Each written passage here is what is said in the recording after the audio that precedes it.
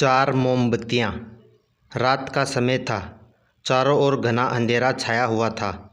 केवल एक ही कमरा प्रकाशित था, क्योंकि वहाँ पर चार मोमबत्तियाँ जल रही थी। चारों मोमबत्तियाँ एकांत देख आपस में बातें करने लगी।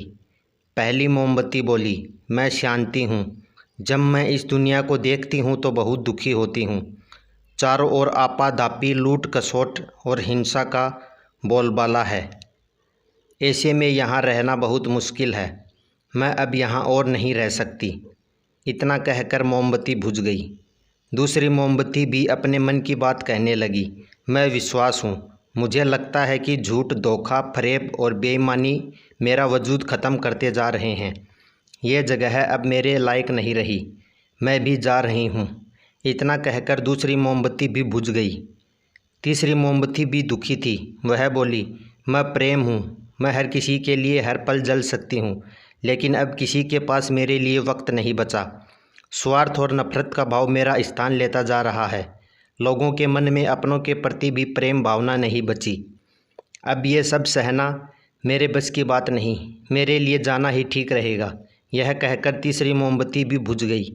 तीसरी मोमबत्ती बुझी ही थी कि कमरे में एक बालक ने प्रवेश किया। मोमबत्तियों को बुझा देख उसे बहुत दुख हुआ।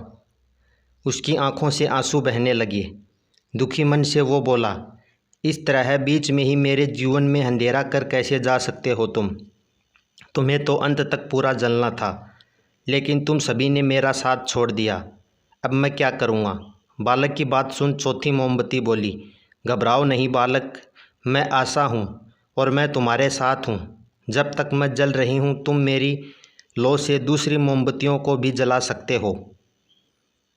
चौथी मोमबत्ती की बात सुनकर बालक का ढांढस बंध गया।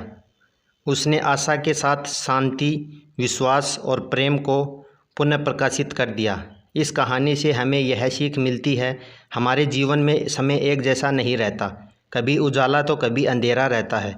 जब जीवन में अंधकार आए, मन अशांत हो जाए, विश्वास डगमगाने लगे और दुनिया पराई लगने लगे, तब आशा का दीपक जला लेना। जब तक आशा का दीपक जलता रहेगा, जीवन में कभी अंधेरा नहीं हो सकता।